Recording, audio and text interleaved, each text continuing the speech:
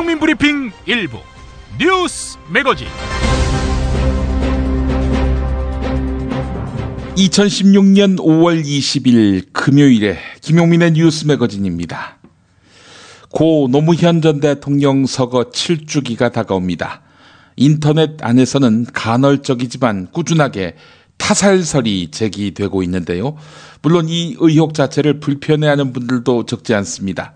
고인을 모독한다고 보고 있는 것입니다. 그러나 타살설을 제기하는 사람들의 보편적인 정서, 즉 노무현 전 대통령을 지지하는 흐름으로 볼 때 모독의 취지는 잘 읽혀지지 않습니다.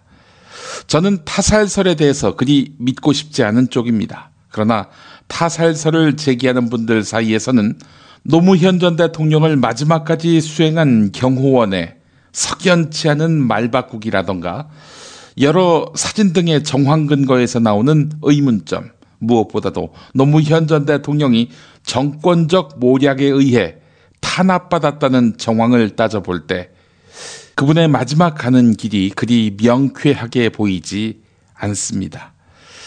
김용민 트위터에서 진행한 설문조사 결과도 그렇습니다. 48%가 정권이 교체된 다음 노무현 전 대통령 사인이 규명돼야 한다. 24%가 타살설은 설득력이 있다. 이렇게 말했습니다. 타살설은 낭설이다가 20%, 잘 모르겠다가 8%에 그쳤습니다. 어젯밤 9시까지 3,144명이 참여한 설문조사 결과였습니다.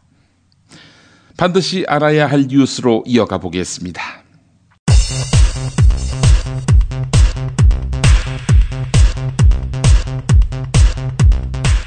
세월호 참사 당시 구조 현장에 가장 먼저 도착했던 목포 해양경찰서 소속 1, 2, 3정의 CCTV 영상 4개 가운데 3개의 행방이 묘연합니다.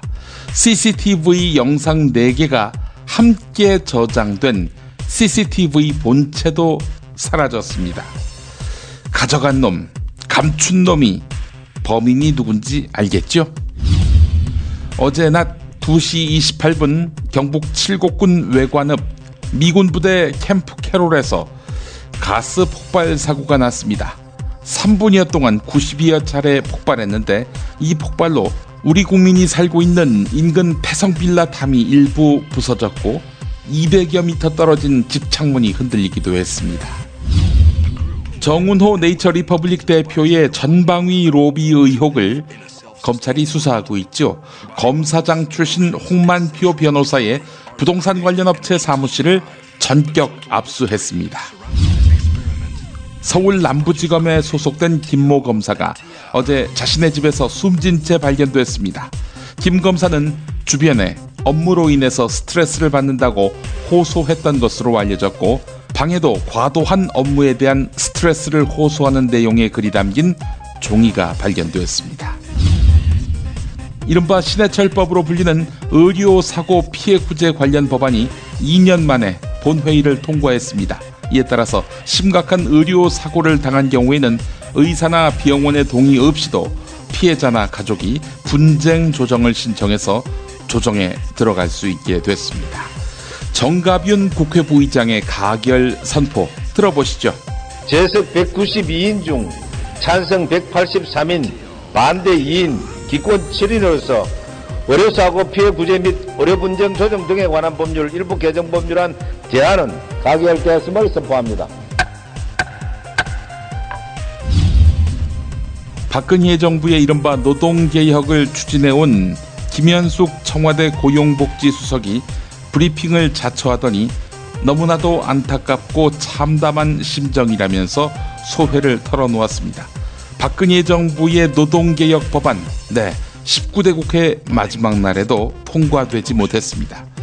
김현숙 수석, 브리핑 중에 눈물을 흘리기도 했는데요. 그야말로 너무나도 안타깝고 참담한 심정을 갖게 합니다. 들어보시죠.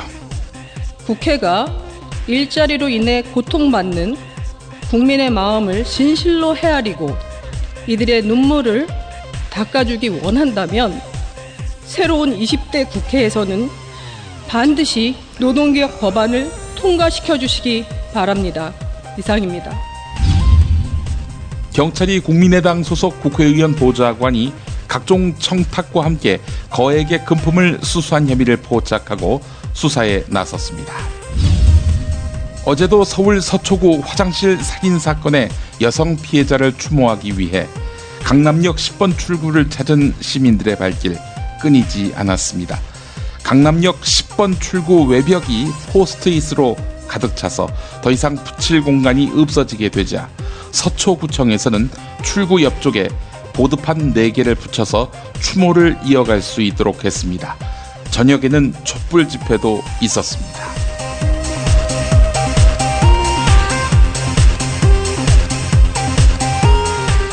김용민의 뉴스 매거진 광고 듣고 오겠습니다. 안녕하세요. 조광래 중고차 대표 조광래가 들려드리는 오늘의 한마디. 누군가 내 이름을 들었을 때 그가 미소를 지을 수 있게 살아라. 김용민 브리핑과 함께하는 조광래 중고차의 대표 번호는 1800-9538. 중고차 거래는 역시 조광래 중고차. 고맙습니다.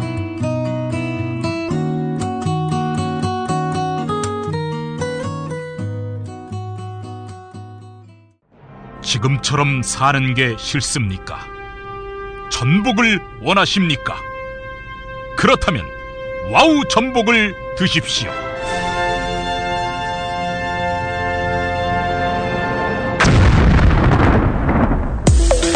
와우! 전복을 먹으면 입맛 잃고 무기력했던 삶이 전복되고 시름시름하던 몸 상태가 전복됩니다. 답답하십니까? 전복하세요. 100% 완도에서 잡은 전복 중에 전복. 와우 전복. 한 번 맛보면 또 찾게 되는 와우 전복. 네이버에서 와우 전복, 와우 전복을 입력하세요. 전화번호는 010-2443-0818. 충남 금산의 넓은 인삼밭. 정성농장을 일군 농부아버지 이정열 씨. 자연은 노력한 만큼 내어준다.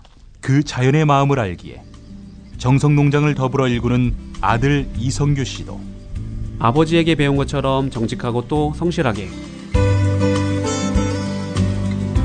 정성농장 홍삼은 인삼 재배부터 가공 판매까지 모두 책임지고 있습니다. 그래서 대한민국 1등 품질을 자부합니다. 검색창에 정성농장 홍삼을 검색해주세요. 정성농장 홍삼. 전화문의는 010-9754-6972. 조선에 딸로서 잘하는 죄밖에 없는데. 남북 통일 만세! 새날이 올 때가 불리한 진술을 거부할 수 있습니다. 김무성 나와! 이런 민주주의를 안 할 새끼야!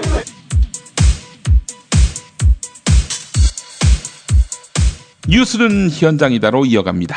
김홍걸 더불어민주당 국민통합위원장은 안철수 국민의당 상임공동대표가 새누리당 내에 개혁적 보수와 함께할 수 있다, 이런 뜻을 내비친 데 대해서 한마디 했습니다. 친박계와 싸우고 있는 사람이라고 해서 정말 개혁적, 합리적 보수라고 말할 수 있느냐라고 말이죠. 평화방송 라디오 열린세상 오늘 윤재선입니다에 출연한 김홍걸 위원장의 말 들어보시죠. 국민의당이 호남에서 압승을 한 것은 이제 더불어민주당이 그동안에 좀 무기력하고 오만한 모습을 보인 것에 대해서 이제 심판을 하신 것인데, 네.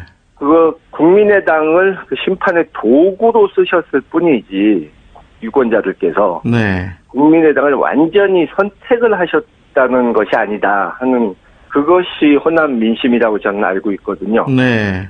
그렇기 때문에 이 국민의당에게 표는 몰아주셨지만 선거 후에 그분들이 지켜보고 있는, 주목하는 대상은 오히려 더불어민주당이라는 거죠. 네. 그러니까 더불어민주당을 물론 다시 옛날처럼 뭐 전폭적으로 지지해 주신다는 뜻이 아니고 당장은 한번 혼을 단단히 냈으니 이제 정신 차리고 제대로 하는지 한번 내가 지켜보겠다 하는 이런 입장이시라는 거죠. 네. 그러니까는 국민의당이든 뭐 우리 더불어민주당이든 지금 이 지지율 조금 오르고 내리고 하는 것에 일희일비할 필요가 없다고 생각합니다. 네.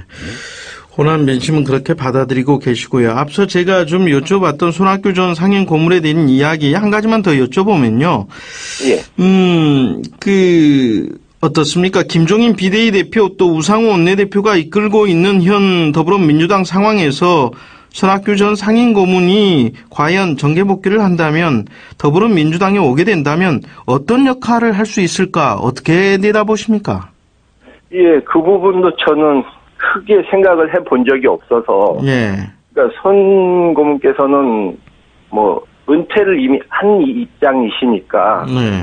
그분이 돌아오시면 뭐 어떻게 될까 이걸 가정해서 제가 생각을 해본 적이 없기 때문에 뭐 크게 말씀드릴 게 없네요. 예.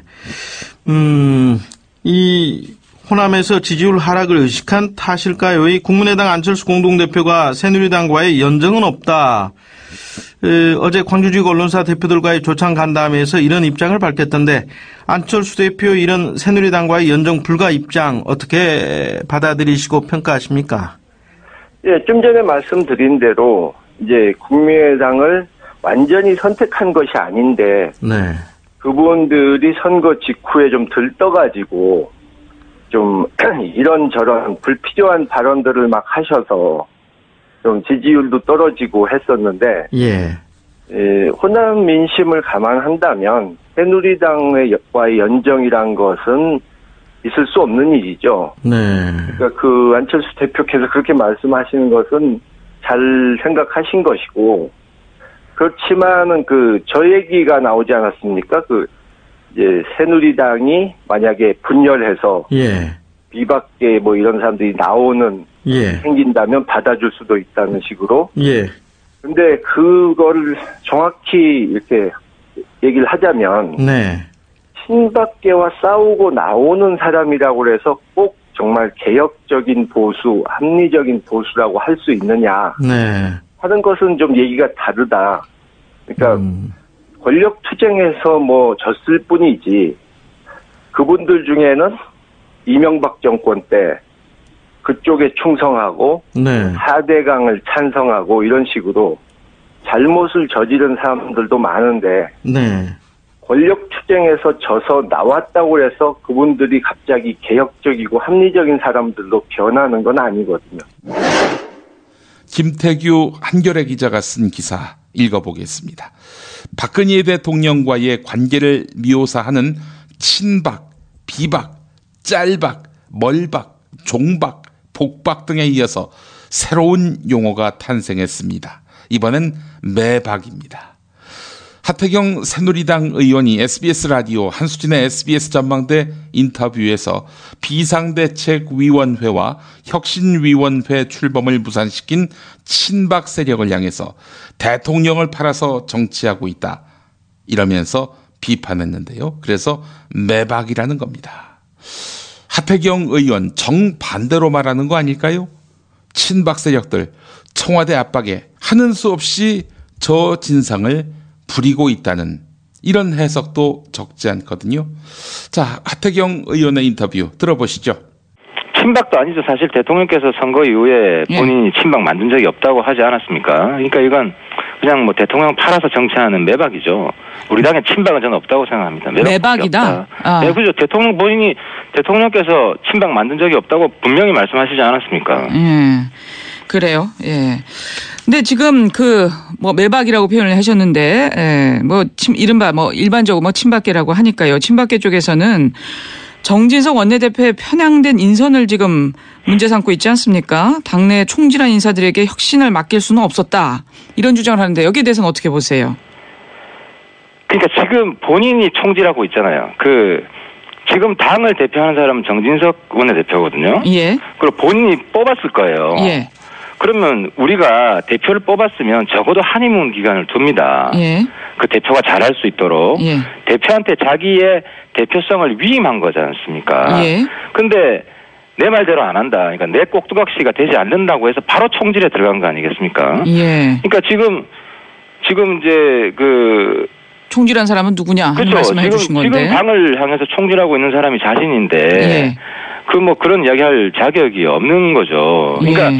본인도 쓴소리 할 수 있는 것이고 예. 다른 분도 쓴소리 할 수 있는 거라고 봐야 되는데 뭐 예. 남이 쓴소리 하면 총질하는 거고 자기가 하는 거는 뭐 총질 아닙니까? 지금 당 대표를 지금 사실상 당 대표 권한 대행 아닙니까? 당 대표거든요. 그렇죠. 지금 우정성 원내대표가. 예. 그래서 말 그대로 본인들의 밥그릇을 위해서 예. 내 말 안 듣기 때문에 넌 나가라. 자기들이 청산 대상이라는 걸 분명히 지금 보여주고 있는 겁니다. 청산 대상이라는 것을 오히려 보여준 것이다. 혁신 대상이죠, 혁신 대상이다. 예. 그것이 들어와서 이렇게 밥그릇을 엎었다. 있죠. 예. 그래서 이렇게 판을 엎은 거다 하는 말씀이신데, 자, 지금 뭐 친박에서는 정진석 원내대표 책임론을 제기하면서 항복하든지 관두든지 양자택일을 요구하고 있는 상황인데요. 예. 이거 어떻게 됩니까? 그러니까 조금 전에 뭐 답변 드린 건데. 예. 그러니까 뭐 정진석 대표가 마음에 안 들면은 회의에 참가해가지고 민주주의가 뭡니까? 다수 의견을 자기 의견에 동참하게끔 하면 됩니다. 예. 근데 지금 정진석 원내대표가 사퇴하지 않으면 몰아낼 힘이 없습니다.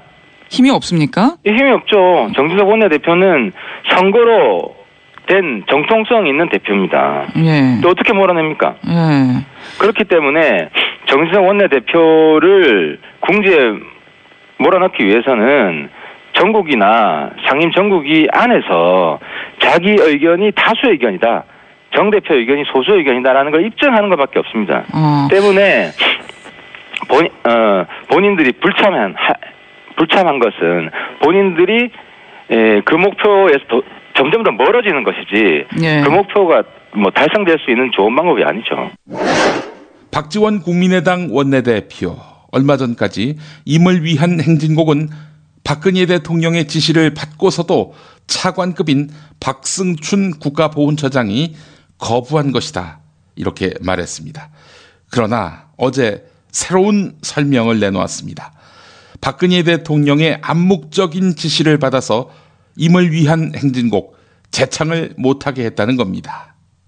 박승춘 처장 무슨 힘이 있겠는가? 시켜서 하는 짓이겠지. 제가 누차 이런 말씀드렸지요.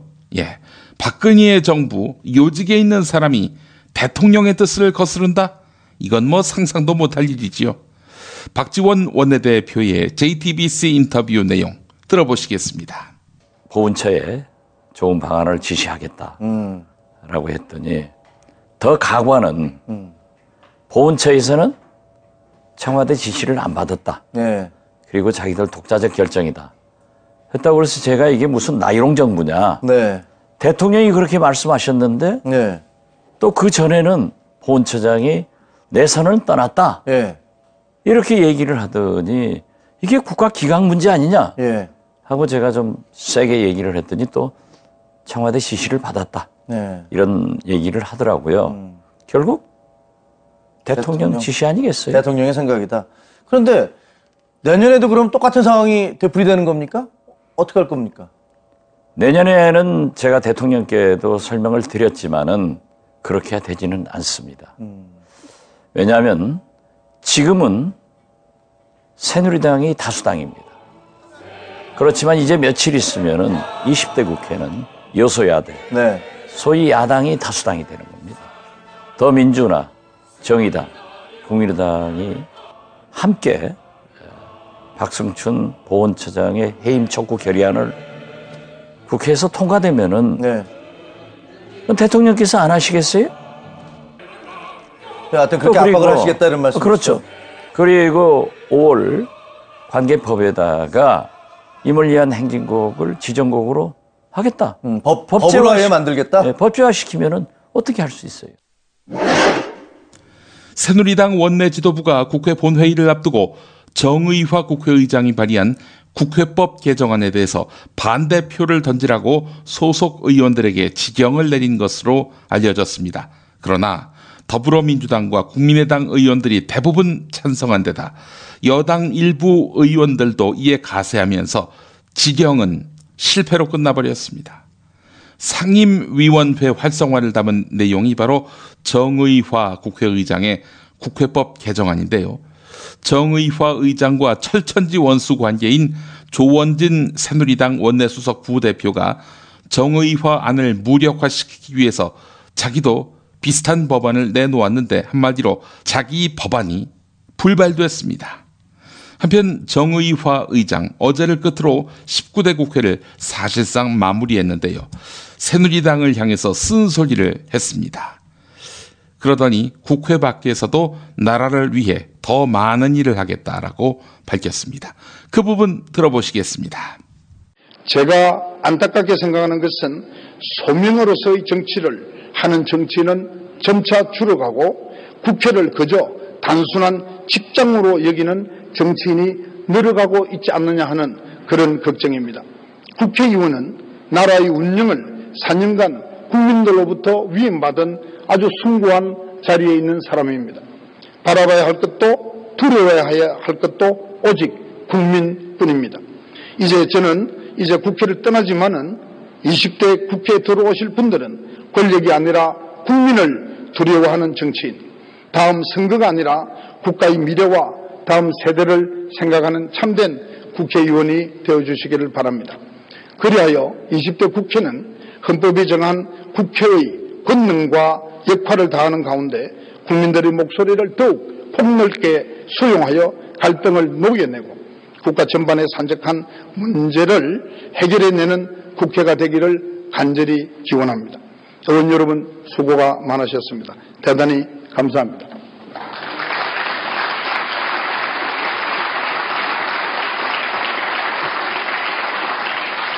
박수를 받고 떠나게 되어서 개인적으로도 참으로 영광으로 생각하고요. 의원 여러분 대단히 감사합니다. 그동안에 여러분들의 저에 대한 믿음과 사랑을 영원히 잊지 않고 국회 밖에서 나라를 위해서 더 많은 일을 하도록 노력하겠습니다.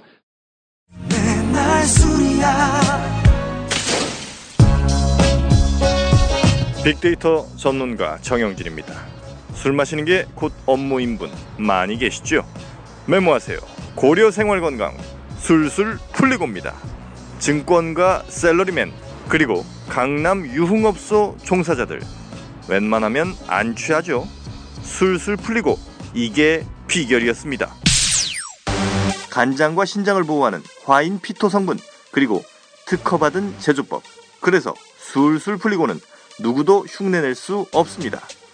못 믿으시면 수백 개의 후기 읽어보시고 80%에 육박하는 재구매율에 주목해주세요. 음주 전후 한 포를 섭취하시면 됩니다. 부드러운 분말 형태라 물 없어도 드실 수 있고요. 물을 섞지 않으니 효과는 더 확실하겠죠? 네이버와 다음에서 고려생활건강을 검색하시면 술술 풀리고를 만나볼 수 있습니다. 김치가 다 같은 것 같죠? 아니요, 이담채는 진짜 다르죠.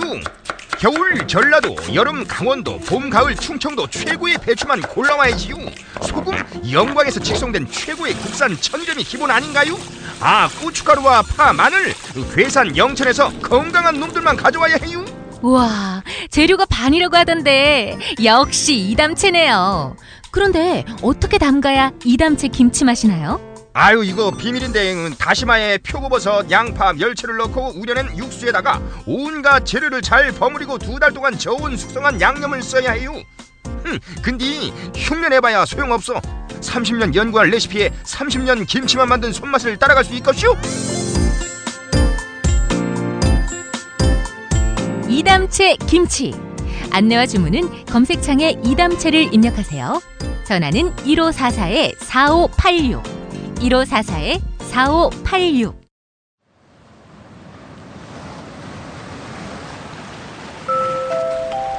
천국 있다 치고 어떤 곳일까? 당신에게 천국의 조건은 무엇입니까?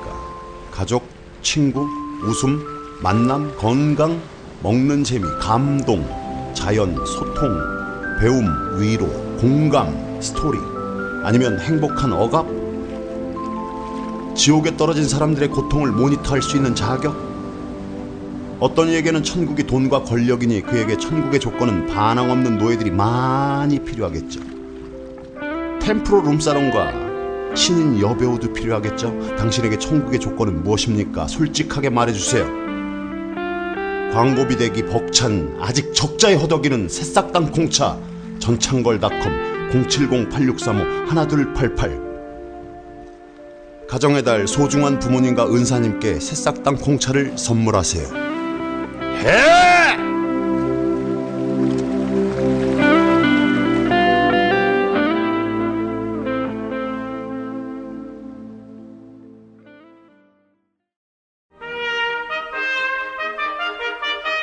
피 튀기며 박학다식을 뽐내는 퀴즈, 피박 퀴즈. 네, 무화환 나오셨습니다. 안녕하십니까. 편치 않습니다. 제가 죽일 놈입니다. 다 제 책임입니다. 뭐가? 총선 패배가? 그리고 아수라장이 된 현재 당 상황이? 아니, 변비. 내 속이 편치 않아. 섬유질이 많은 채소를 안 먹고 고기만 먹으니까 그렇지. 건강관리 게을리한 내가 죽일 놈이고 이런 건강 상태가 약화된 것은 바로 내 책임이다. 이 말이야. 그러면은 총선 결과는? 그건 니들 책임이지 이 새끼들아. 그래 공천파문 이런 거 다 내 잘못이라고 진짜. 국정 운영을 잘했으면은 제 아무리 당에서 난리가 나도 웃음거리가 돼도 이기게 돼 있다고. 지금 국정 운영을 개판으로 한 마당에 내가 당대표로서 산 송장처럼 니들이 공천하자는 대로 다 해줬으면은 이겼을 것 같냐 이 새끼들아. 닥치지 못해. 지금 비박계를 배후에서 조종하지. 해봤자야. 지금은 뭐래도 우리 친박이 다수가 됐으니까. 그러니까 이 새끼야 그렇게 친박당으로 만들기 위해서 멋대로 공천해놓고는 이제 와서 왜 내 탓을 하냐 이 새끼들아. 근데 정말 따로 나가서 당 차릴 거야? 분당은 안 된다. 그지 맞지. 분당은 안 된다고 봐요. 어떻게 해서 만든 새누리당인데. 분당에 이번에 새누리당 후보들이 다 떨어졌다. 거긴 이제 글렀다. 뭐라고? 지금 나하고 말장난 하자는 거야? 화나. 우리 때는 그나마 건달 정치였는데 말이야. 지금은 양아치 정치라는 생각 안 드냐? 까마귀 노는 곳에 친노야 가지 마라. 이런 말 몰라? 까마귀 노는 곳에 친노야 가지 마라? 아니 그게 무슨 뜻이야? 아이고 말 실수했구만. 친박 노는 곳에 백노야 가지 마라 이런 뜻이지. 뭐라고? 우리가 까마귀라고? 알면 됐어 이 새끼야. 아이고 이 새끼들 그만 날 만났을 적에 이렇게 싸워요. 그렇다고 분당은 추워도 못해. 아이 씨발 틈만 나면 분당하고 창당하고 분당하고 창당하고 분당하고 창당하는 야 야당 좀 배워봐라 이 새끼들아. 영감님 닥치세요. 20년 동안 절대 안 갈라졌던 당이 새누리당 아닙니까? 창당 분당 이게 말처럼 쉬운 건 줄 아십니까? 영감님처럼 이 당 왔다가 저 당 갔다가 하는 분에게야 창당 분당 입당 탈당 숭구리당당 숭당당이 식은 죽먹기겠지만 우리는 생사가 걸린 문제라고요. 아이고 이 미친 새끼들. 망망대해 침몰하는 배에서 탈출할 생각은 추호도 안 하고 이 배가 누구 거니 지분이 얼마니 하는 걸로 쌈박질이 나는 꼴하지 봐봐. 아이 새끼들. 야 너희들 다 터민 줄 알아야. 입당 복당 절차가 쉽도록 당원 당규 바꿔놨거든. 저희도 받아주십니까? 영감님 곧 그만두시잖아요. 그 당 유력주자 문재인하고 사이도 안 좋고요. 저희들 뒤 봐줄 수 있습니까? 이 진영 조응천처럼 각하한테 들이받아야만 받아주지 않나요? 정말 저희 친박도 받아주나요? 거의 미쳤냐 이 새끼들아? 이 새끼들 그 순진해가지고 야 일단 그 너희들은 염을 치고 그 다음에 그 매장부터 해야지. 그러니까 다시 태어나서 입당하란 얘기야. 아이고 이님 실없는 농담을 하십니까? 이 귀한 시간에 또 나이 드셔가지고 존경받으실 발언만 하셔도 모자랄 그런 나이 아니십니까? 아이 씨발 새끼 너 이 새끼 너 스스로 새끼야 너무 뚱뚱하다는 생각이 들지 않니 이 새끼야? 너 이 새끼 다도 처먹은 게 많아가지고 그 똥 쌀 때 그 중간에 물 한 번 내리고 또 싸지 이 새끼야. 다 알아 이 새끼야. 아니 그게 퀴즈하고 무슨 상관입니까? 이 새끼 너 이 새끼 그 샤워할 때 그 고추 안 보이지 이 새끼야. 아니 안 보이는지 보이는지 보셨어요? 그만하세요 이제. 이 새끼야 네 고추 안 보인다 이 멘트 때문에 이 새끼야 내가 네 팟캐스트를 1등으로 만들어 줬다고 봐요. 안 보이지 이 새끼야. 정말 참 앞날이 안 보이는 이님입니다. 이님 퀴즈 문제나 내세요. 이 똥보 새끼 할 말이 없으니까 이 새끼 너 이 새끼 월북해가지고 뚱뚱보 김정은이 품에 앉아 이 새끼야. 자 이거 문제 드리도록 할게요. 심상정 정의당 대표가 5.18 광주 민주화운동 기념식이 아무개의 묘를 벌초하듯이 20분 만에 후딱 해치워졌다 이런 말을 해가지고 화제가 되고 있는데 이를 대충 하는 것을 뜻할 때 아무개의 묘를 벌초하듯 하다 이런 말을 자주 쓰곤 하는데 아무개는 무엇일까? 이게 문제라고 할 수 있겠죠. 정답. 헌님 정답 아십니까? 알지. 정답은 김재규 묘 벌초하듯이. 틀렸습니다. 사람 이름은 아닌데. 아니 그나저나 김재규가 왜 나옵니까? 이 누나 아버지를 돌아가게 하신 민족의 역적. 그 김재규 묘는 벌초 같은 거 하지 말아야 해. 며칠 뒤면은 서영 집행일 즉 김재규 제삿날이지. 그 묘 벌초하지 말고 수풀이 우거지게 해야 한다고. 뭐 그딴 인간한테 묘까지 만들어줘 가지고. 서회자 저 새끼 개소리 그만 듣고 정답 바로 가자. 정답은 친박 공동묘지. 친박 공동묘지 벌초하듯 하다 이런 말씀인가요? 친박 이 새끼들은 어디 사람이라고 볼 수 있겠나? 거의 좀비가 됐어. 죽지도 않고 살지도 않는 좀비들. 심심하면 지들면은 지들이 벌초하겠지. 살아있는 사람들이 애써서 벌초할 이유가 없다고. 닥치라고. 자, 하여간 아니었습니다. 자, 오늘도 정답은 애청자 여러분의 몫입니다. 정답 맞히시는 분께 모처럼 심리 힐링 서적 드리겠습니다. 부쩍 늘어난 정신과 상담, 흔히 듣는 공황장애, 인터넷에 넘쳐나는 죽고 싶다는 게시물들. 자세히 보면 현재를 살아가는 누구에게서든 발견할 수 있는 괴로움입니다. 스스로는 어찌할 수 없는 이런 문제 때문에 어렵게 만든 일자리를 놓치기도 하고 노력 부족, 의지 박약에 사회 부적응자 소리도 들어야 합니다.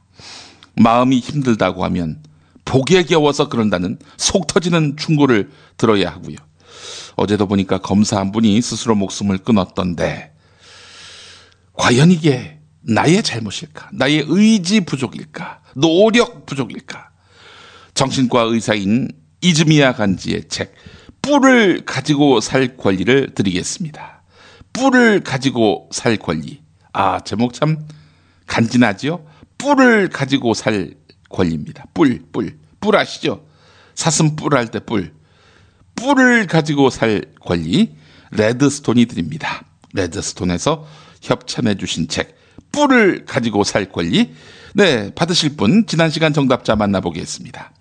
정답은 맨 부커상입니다. 네, 한강이 받은 상 맨 부커상. 둔근 매니아라는 분인데요. 30대에 접어든 청년입니다. 저는 부모님과 떨어져서 타지에 나와 먹고 살기 위해 애쓰고 있습니다. 그래서 요즘 홀로 지내는 김용민의 마음을 잘 안다고 하시는군요. 홀로 지내진 않는데, 가끔씩 집에 가서. 하루 평균 14시간 정도 일하지만 제 삶은 나아지지 않습니다. 14시간이나요? 결혼은 고사하고 연애도 포기한 지 오래입니다. 그저 먹고 살 수 있음이 감사할 따름입니다. 그럼에도 불구하고 가끔씩 찾아오는 절망감, 더 나아질 것 같지 않은 미래를 생각하게 되는 이 현실에서 모든 것을 포기하고 싶다는 생각이 불쑥불쑥 찾아오는 요즘입니다. 뿔을 가지고 살 권리, 어쩌면 저와 같은 청년들에게 꼭 필요할지도 모르겠네요. 이번 총선에서 청년을 위하는 정당은 어디에도 없더군요. 그저 말뿐이었습니다. 다음 총선에서 청년들이 국회에 많이 진출하기를 바랍니다. 우리는 정말 힘든 세대입니다. 힘냅시다, 젊은이요. 네, 감사합니다. 힘내시고요. 네, 항상 화가 난 님, 정답 맨 부커상 맞습니다. 중앙부처 공무원입니다. 아이고, 공무원분께서 보내오셨군요. 예. 요즘 여러 가지로 공무원의 행정 행위로 인해서 많은 분들이 고통받고 힘들어하고 계셔서 많이 죄송스럽고 가슴 아픕니다. 어디 뭐 중앙부처 공무원님들 때문입니까? 시키는 누군가가 문제지요. 계속 읽어보겠습니다. 지금 무슨 말씀을 드려도 노여우신 마음에 귀에 잘 들어오시지 않겠지만 많은 공무원들도 국민의 한 사람이듯이 똑같이 가슴앓이를 하고 있는 분들이 많습니다. 다만 조직 논리에 어쩔 수 없이 입을 닫는 소심함을 탓하고 있습니다. 말로만이 아닌 진정으로 다가가는 공복의 모습으로 설 수 있기를 항상 바라고 있습니다. 네, 이 말씀 주셨습니다. 힘내십시오. 참 기가 막힌 시대에 공직에 계셔서 얼마나 마음이 많이 아프시겠습니까? 공무원들 미워하지는 않습니다. 우리 국민들이. 예. 뭐 소수의 문제기도 하고 또 시키는 인간, 그 인간의 문제지요. 예. 자, 비박 퀴즈 마치겠습니다. 고맙습니다.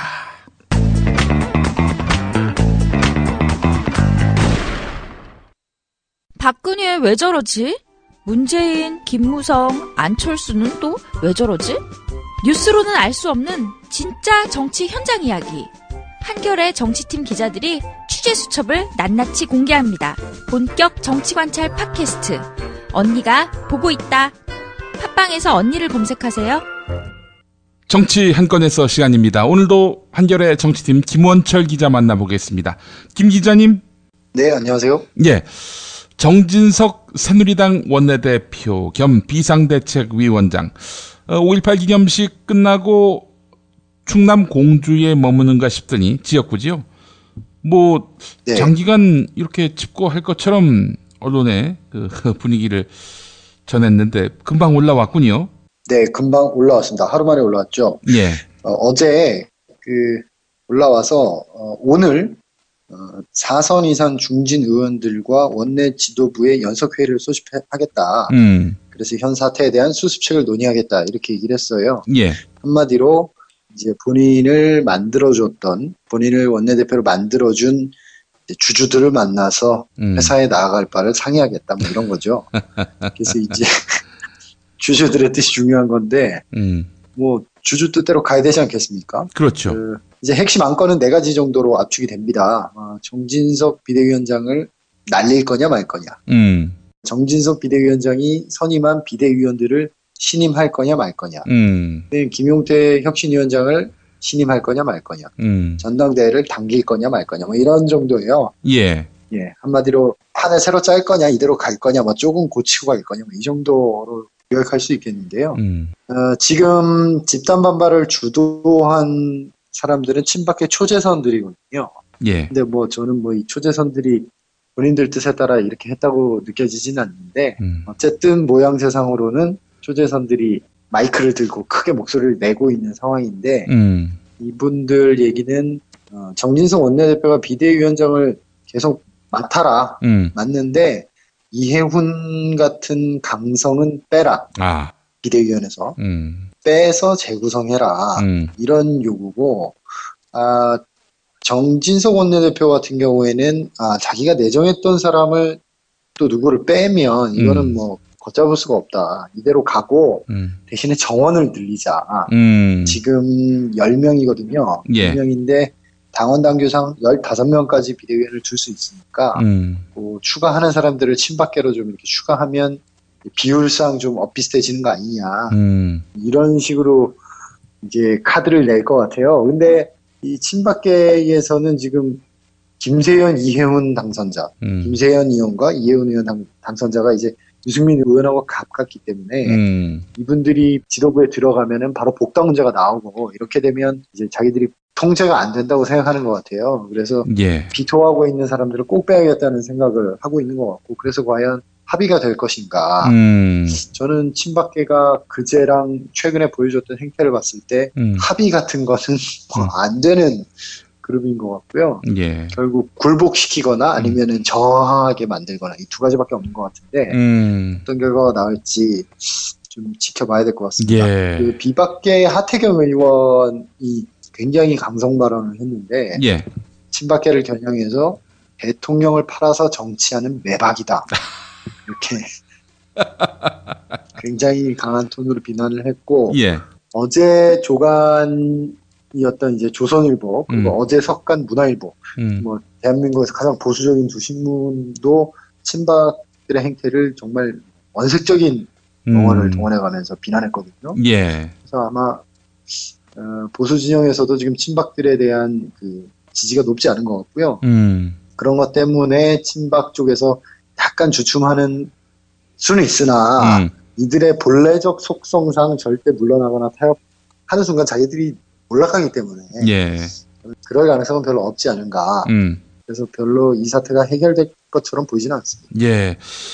그러니까 이제 굴복을 하든지 아니면 반발을 하든지 이건 뭡니까? 반발을 하면은 가만두지 않겠다, 내쫓겠다, 당을 나가게끔 만들겠다 이런 뜻이죠? 그렇죠. 그 정진석 원내대표가 이제 어떤 선택을 하느냐인데 저희가 뭐 상식적으로 봤을 때는 이런 싸움이 났을 때 적절히 봉합을 하면서 갈 수도 있는 거지만 지금 친박계 속성상 그러기가 쉽지 않지 않겠는가 이게 저의 생각이고요. 지금 중진들 얘기를 들어봐도 조금씩 결이 다르긴 한데 결자해지 차원에서 정진석 원내대표가 비대위원장직에서 물러나면서 비대위원들을 다 정리해야 된다. 이렇게 얘기하는 목소리가 있고요. 온건 친박이라는 이주영 의원도 비슷한 입장이에요. 그러니까 정진석 원내대표는 원내대표직만 맡고 이제 비대위원장은 원점에서 재검토해야 된다. 이런 입장이에요. 그러니까 한마디로 원내대표에서까지 끌어내리진 않겠으나 그 비대위원장이라는 이 임시 지도부 그리고 비대위원이라는 임시 지도부를 구성하는 데 있어서 완전히 빠져라. 빠지고 우리 친박 뜻대로 하겠다. 이것이 기본 스탠스이기 때문에 여기 어떤 타협이 가능할까요? 어려울 것 같아요. 이건 뭐 깡패가 됐군요. 한마디로 얘기해서. 아니 김원철 기자님, 그 조선일보 보도를 보고 제가 들은 소문인데 이렇게 지도부 자체를 친박으로 다수를 만들려고 하는 그런 의도 속에는 유승민의 그 복당을 막기 위해서다. 이 의도가 가장 강렬하다. 이런 얘기가 나오는데 사실입니까? 저도 그렇게 느끼는데요. 이분들을 움직이는 동기는 하나인 것 같아요. 유승민은 안 된다. 유승민이 들어오는 순간 그쪽으로 힘이 확 쏠릴 거고 그리고 대통령의 레임덕이 시작되고 자신들의 정치적 미래는 없다. 이렇게 보는 것 같아요. 그래서 오직 그 변수 하나로 놓고 보면 이 모든 사태가 되게 어떻게 보면 좀 쉽게 이해가 되는 거죠. 그 유승민은 안 된다. 이런 그 강력한 목표 의식. 이거는 혹시 그 어디서 그 오더가 내려온 건 아닐까 하는 그런 추측도 가능해요. 당연히 오더가 내려온 거죠. 당연히 오더가 내려온 거고요. 이 친박계의 일사불란함은 뭐 옆에서 보기에도 약간 손발이 오그라들 정도의 일사불란함이기 때문에 그 문화일보인가 조선일보인가 제가 지금 정확히 기억이 안 나는데 그 두 칼럼을 제가 동시에 봐서 거기에 첫 부분에 이런 표현이 나왔어요. 문화일보네요. 첫 부분에 이런 표현이 나왔는데 비박계가 일사불란하지 못해서 국회 내 선거, 그러니까 그 국회의장 선거, 원내대표, 당대표 선거에 계속 졌잖아요. 친박계가. 19대 때. 그래서 친박계가 일사불란하지 못해서 그렇게 당내 선거에서 계속 질 때는 그나마 보기에 괜찮았다. 이들이 일사불란하기 시작하니까 정말 답이 안 나온다. 이런 식으로 이제 칼럼을 썼던데, 그러니까 이런 행동은 일사불란한 오더에 의하지 않고는 좀 상정하기 힘든 행동인 것 같습니다. 아니 사실 이런 그 친박의 깡패짓, 양아치짓 이것 때문에 사실 국민들이 질려서 지난 총선 때 심판을 한 거 아닙니까? 그것 자체를 부인하기 때문에요. 어제자 조선일보 칼럼을 쓴 그 칼럼의 주요 논리가 그거였어요. 선거에서 패배했을 때는 4가지를 해야 되는데 그 첫 번째가 패배를 인정하는 것이다. 그렇지. 예. 패배를 인정하고 그 다음에 책임을 인정하고 그 다음에 개선점을 찾고 뭐 이런 기식으로 이제 스텝 1, 2, 3, 4가 나가는데 예. 이 박근혜 대통령 자체가 이 선거의 패배의 책임 자체를 인정하지 않는 상황이고 예. 형식적으로라도 책임을 인정한 적이 없고 예. 그러니까 거칠게라도 예. 그런 적이 없기 때문에 인식 자체가 지금 저희 이 대다수 국민하고는 완전히 다른 거예요. 그 이틀 전에 이 사태가 나고 나서 이제 보통 이제 큰 사건이 있고 나면 그 다음날 아침 라디오에 관련된 정치인들이 나와서 쫙 자기 입장을 얘기하잖아요. 그렇죠. 거기에 친박계 의원들이 5명 정도가 나왔는데 각기 다른 프로그램에 제가 그걸 다 읽어봤거든요. 예. 읽고 너무나 무섭더라고요. 이분들은 이번 총선의 패배는 비박계의 책임이라고 철석같이 믿고 있어요.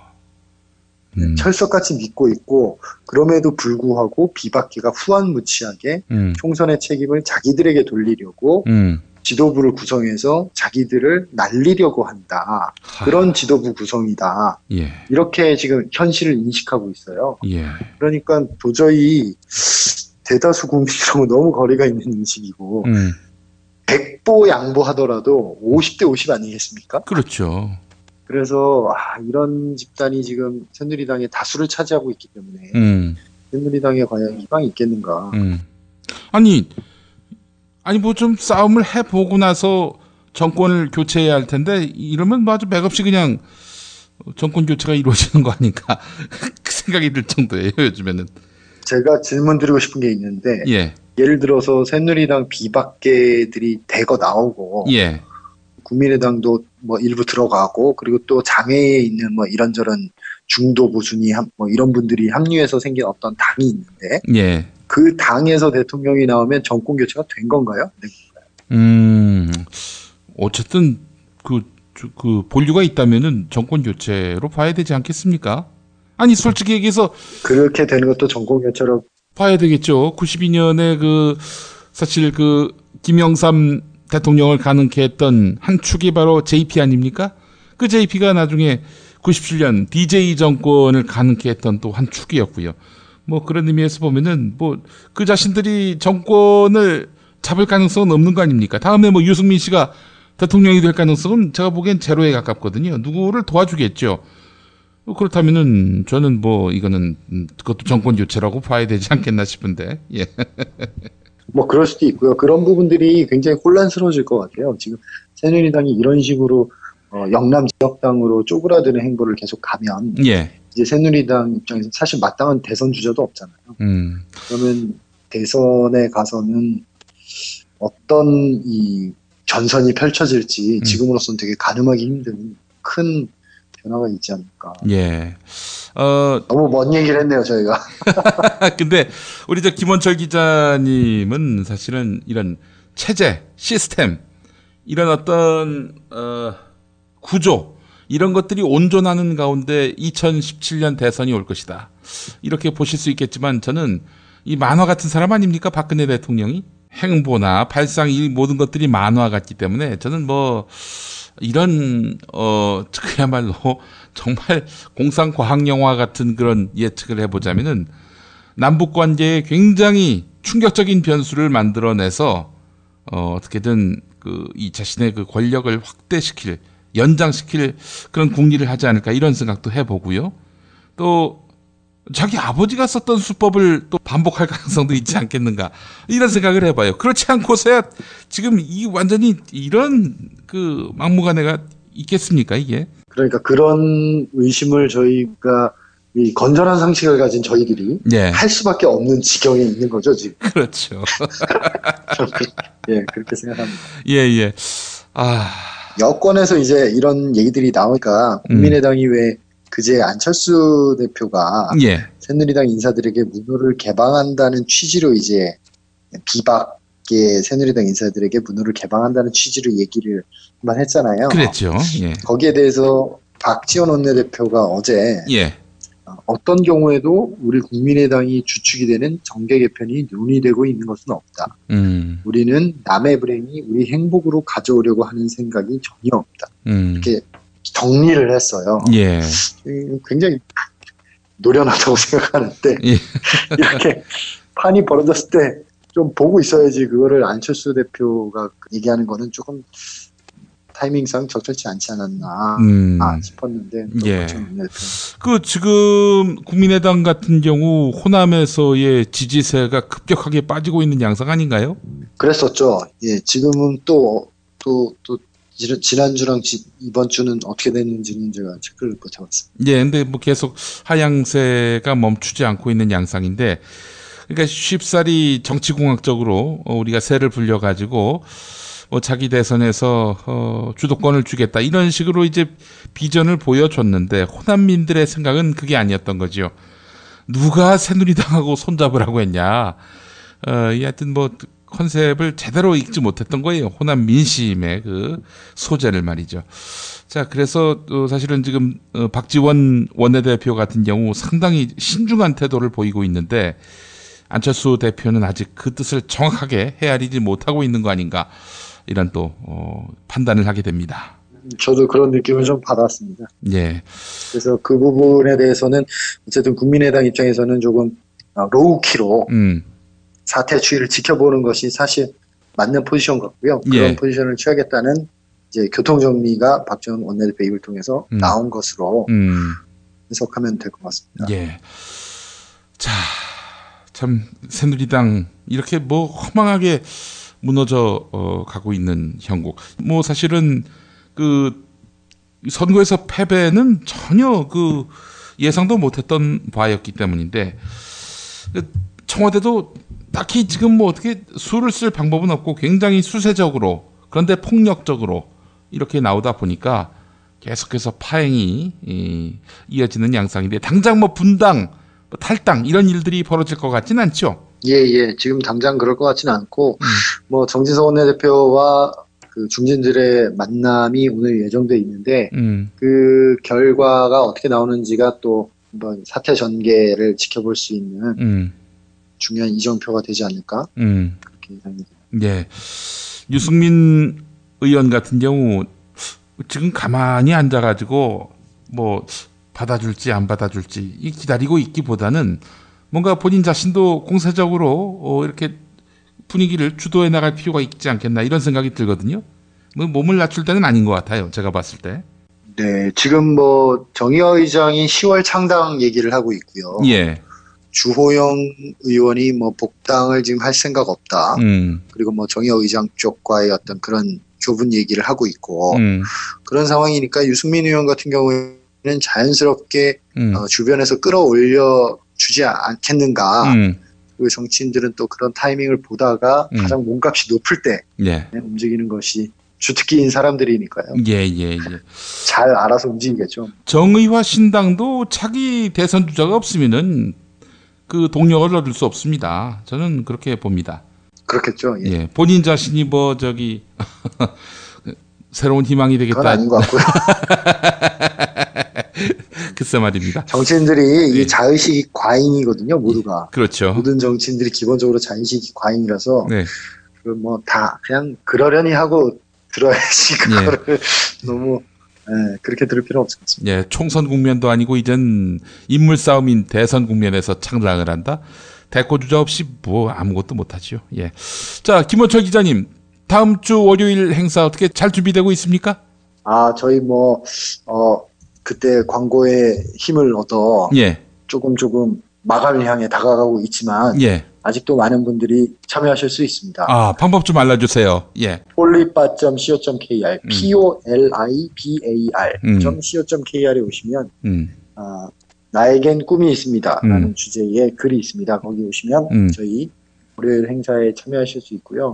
그리고 월요일 행사에는 금태섭, 김현아, 국민의당 최경환, 정의당 김종대 네 분이 오셔서 10분씩 각자의 그 출사표를 발표하시고 또 청중들과 한 1시간 정도 질의응답 하는 그런 뜻깊은 자리가 마련되어 있습니다. 예, 그 각각 분야가 다 다르네요. 금태섭은 아무래도 사법, 그리고 김현아는 부동산 경제, 그리고 김종대는 국방안보, 그리고 최경환은 통일.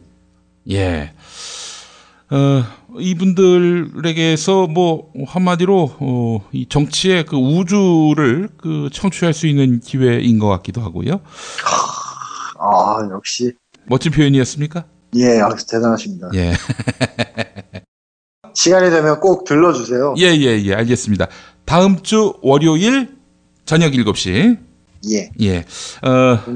서교동 미디어 카페 후. 예. 홍대 입구역에 있습니다. 서울 한겨레 미디어 카페 후. 여러분들 많은 참여 바라겠습니다. 자, 김원철 기자님 오늘 말씀 잘 들었습니다. 네, 감사합니다. 예, 고맙습니다. 자기는 정말 훈남이고 자상하고 스마트한데, 그런데 잠잘 때는 아니야. 정말 아니야. 진짜 엽기야. 그럴 수밖에요. 그렇게 코를 골아대는데 본의 아닌 결례 이제 그만. 간편하고도 반영구적인 코골이 방지기구 24,000원이면 됩니다. 심한 코골이와 수면 무호흡 걱정 마세요. 99% 감소 효과를 보장합니다. 검색창에 코골이 119, 코골이 119를 입력하세요. 문의는 1566-0783. 코골이 119는 의료기기 제조 수출업체 메디슬립에서 만듭니다. 공화국 참치 논평, 구이동 대양 참치를 맛보지 못한 국민 여러분은 진정한 참치 맛을 보기 위한 강도 높은 중대 조치를 취하실 계획을 표명하시고 곧장 구이동으로 달려오시기 바란다. 참치에 대한 체질적인 거부감과 적개심을 노골적으로 드러내는 분도 구이동 대양 참치에 오시면 추호도 용납할 수 없는 포악무도한 폭식 행위를 자행할 것이다. 구이동 대양 참치. 월요일 참치데이 이벤트, 화요일 참치머리 서비스로 함께합니다. 주차장 걱정 마시고요. 대중교통은 서울 지하철 2호선 구의역 2번 출구에서 5분 거리입니다. 대양 참치 구의점 02-455-8087.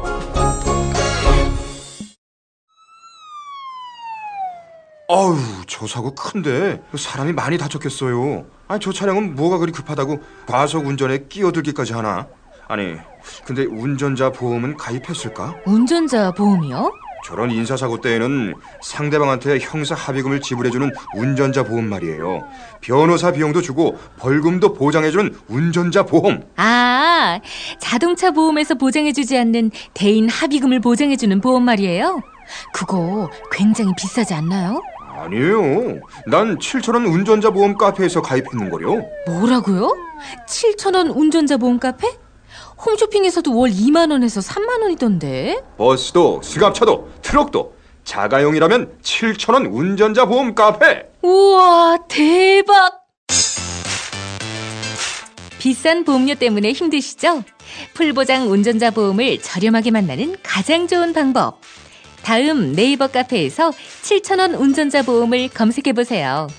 전화 문의는 02-849-9730.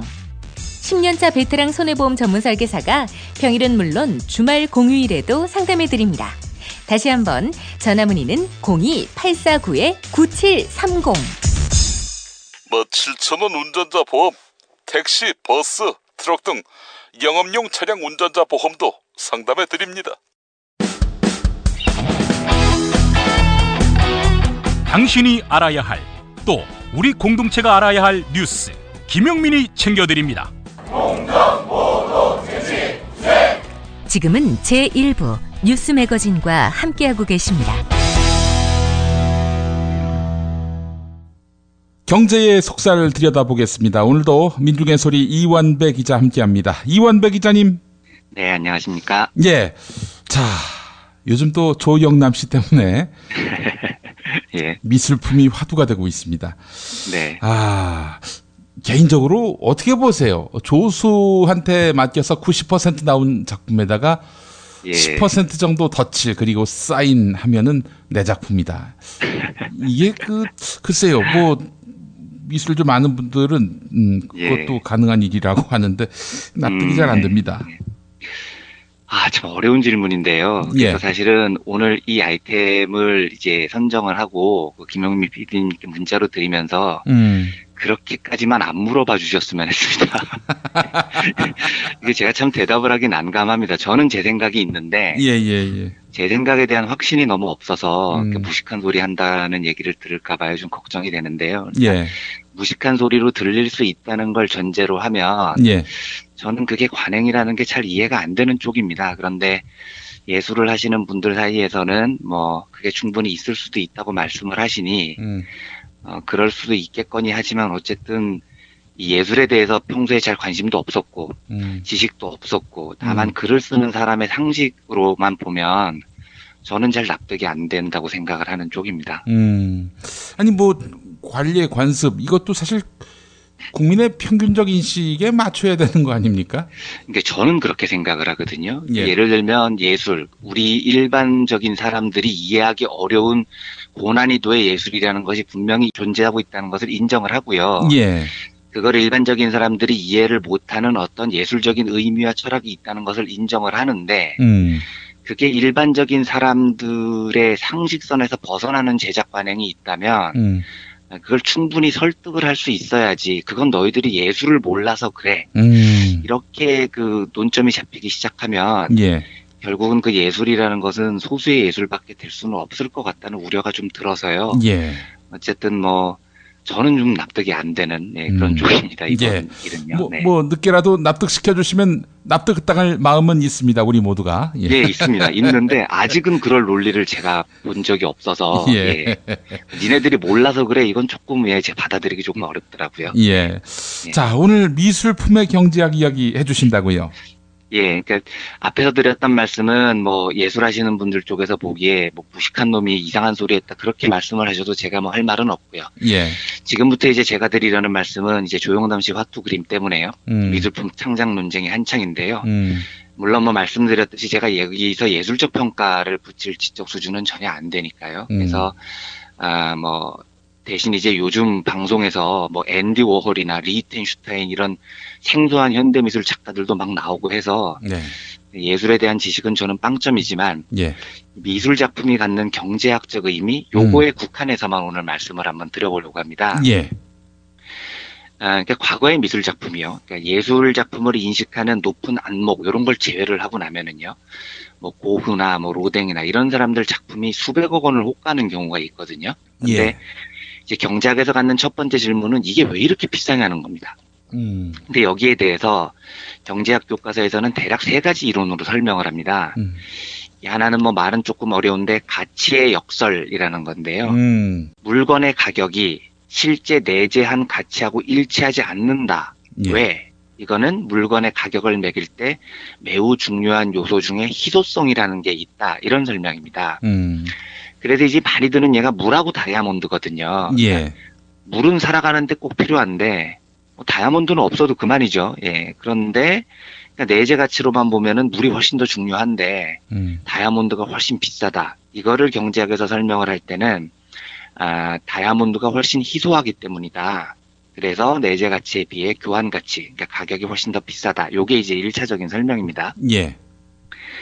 그런데 여기에 이제 2차 설명이 붙습니다. 이게 위풍제라고 하는 건데요. 이게 뭐냐면 보통 이제 수요 공급 곡선으로 가격을 설명을 할 때요. 가격이 높아지면 수요가 떨어진다. 이게 기본적인 설명이거든요. 그러니까 비싸지면 안 산다는 거죠, 사람들이요. 예. 그런데 이 수요 법칙에 위배가 되는 몇 가지 상품들이 있습니다. 이걸 경제학자들이 이제 구분을 해내는데요. 그 중에 하나 대표적인 게 위풍제라는 게 있습니다. 위풍제가 뭐냐면 그 위풍당당할 때 그 위풍제인데 가격이 올라갈수록 오히려 수요가 높아지는 상품들입니다. 그러니까 이제 과시욕이 높은 사람들한테 먹히는 재화들이죠. 예를 예. 들면 비싼 와인, 비싼 골프채 이런 건 일부러 가격을 비싸게 책정을 하면 수요가 더 늘어난다는 거예요. 그러니까 고미술품들이 바로 이런 영역에 속한다고 봅니다. 그래서 가격이 정상적인 수요 공급 곡선에 완전히 위배될 정도로 가격이 훨씬 뛰거든요. 옛날 미술품 같은 경우는요. 예. 그런데 가격이 뛸수록 그걸 받고 싶어하는 사람들이 더 많아진다는 거죠. 이걸 이제 위풍제라고 부르는 겁니다. 예. 세 번째로 미술품 가격을 설명하는 이론이 지하경제의 편의성이라는 겁니다. 예. 그러니까 실제로 이 미술품이요. 의외로 지하경제에 숨어있는 돈에게는 굉장히 편리한 부의 이동수단으로 역할을 합니다. 예를 들어서 이게 하나에 수십억에서 수백억이다 이러면은요. 예. 이게 그런데 거의 수십억, 수백억짜리 제품 중에 과세 당국의 레이더에 안 잡히는 거의 유일한 수단이 이 고가 미술품입니다. 예를 들면 아파트, 주식 이런 거 증여하면 다 걸리거든요. 그런데 미술품은 액자 하나만 전해주면 끝나는 겁니다. 그러니까 이걸 현금으로 수십억을 날리려면 얼마나 불편합니까? 그런데 그냥 그림은 액자 하나만 전해주면 끝나니까요. 세금을 안 내고 증여, 상속하기에 굉장히 좋고요. 이게 특히 좋은 게 로비할 때 되게 좋습니다. 그러니까 누구한테 돈 갖다 바쳐야 되는데 수십억 현금으로 갖다 바치기 힘들 때 그림 하나 주면 끝나는 거죠. 그래서 이 미술품은 지하경제의 편의성을 굉장히 높여주기 때문에 나름대로 독자적인 프리미엄이 붙는다라는 이론이 있거든요. 대략 이 한 세 가지 이유로 아주 경제학적으로만 보면은요. 이 세 가지 이유로 뭐 이제 사람들이 그렇게 생각을 하실 수 있잖아요. 종이 쪼가리에 그림 하나 그려놓은 게 왜 이렇게 비싸냐. 요 의구심을 경제학에서는 대략 이 세 가지 이유로 해석을 하려고 합니다. 물론 뭐 예술 쪽에서 보시는 분들은 그 그림의 예술적 가치가 수십억 수백억이 되니까 그렇다 이렇게 설명을 하실 수는 있을 텐데 요건 제가 잘 모르겠고요. 경제학적으로 설명을 하면 그렇다는 겁니다. 예. 그래서 이제 예를 들면 앤디 워홀 같은 현대미술 작가들은 이런 틀을 깨고 싶었다고 했다고 하더라고요. 그래서 스스로 복제품들이 무한 생산될 수 있도록 예술 작품을 만들었다는 겁니다. 예. 희소하기 때문에 비싸다? X 까라 그래 이러는 거죠. 예. 마음대로 찍어내 이씨. 그래서 그런 예술적 사상이 또 드러난 게 그런 분들의 작품이라는 거고요. 근데 이제 제가 여기서 한 가지 말씀드리고 싶은 건 뭐냐면은요. 좀 여담이지만 한국 미술계에서 가장 큰 손, 가장 큰 후원자가 혹시 누군지 저희 청취자분들이 아실지 모르겠는데요. 예. 이분이 바로 그 이건희 회장의 아내 홍라희 여사입니다. 그 라움 미술관인가 그것도 그 양반 소유죠. 리움 미술관. 리움입니까? 리움 미술관이죠. 예, 여러 미술관이 여러 개 있습니다. 전 홍라이라서 라움 아니겠나 했는데 리움이었군요. 리움입니다. 리움이고요. 예. 그 실제로 이제 홍라희 여사가 그 플라토 미술관이라는 것도 있었고요. 플라토 미술관의 옛날 이름이 로댕 갤러리였는데요. 예. 2011년 5월에 이 홍라희 여사가 로댕 미술관, 리움 미술관 관장 자리에서 다 물러납니다. 그리고 이제 미술관들도 줄줄이 다 휴관을 하죠. 근데 이 이유가 뭐냐면 2007년 말에 터진 삼성 비자금 사건 때문이었거든요. 그런데 2014년에 그 로댕 갤러리가 플라토 미술관이라는 이름으로 이름을 바꾸고 다시 문을 열었을 때 한국 미술계가 열광을 했었어요. 야, 미술계에 큰 손이 돌아온다고. 드디어 이제 미술품 팔로가 열렸다고 되게 좋아했었습니다. 근데 이제 얼마 전이죠. 한 달도 안 된 것 같은데요. 삼성의 이재용 부회장이 이 플라토 미술관의 휴관을 결정을 했습니다. 그리고 이제 여기에 대한 세간의 평가가 이렇더라고요. 경제계에서는요. 역시 이재용 부회장이다. 그룹의 역량을 제조업에 집중하는 선택과 집중의 역할을 했다. 이렇게 칭찬을 하는 분위기가 이제 경제학 쪽에서는 있었습니다. 저는 좀 웃기는 이야기라고 생각을 했습니다. 사실은요. 근데 왜 그러냐면은요. 2007년 말에 삼성 비자금 사건이라는 게 터졌는데요. 이게 정말 복잡하거든요. 이 비자금 사건이라는 게요. 그런데 그 굉장히 복잡한 사건의 주요 카테고리 중에 하나가 미술 작품을 이용한 탈세가 있었습니다. 저는 이재용 부회장이 이 플라토 미술관의 휴관을 결정했다는 소식을 듣고 저는 그렇게 생각을 했습니다. 아, 이재용 부회장이 그때 그 사건을 빨리 잊고 싶었구나. 자기 가문과 연루됐었던 미술품을 이용한 각종 비리의 의혹을 빨리 털고 싶었구나. 저는 그런 생각이 제일 먼저 들더라고요.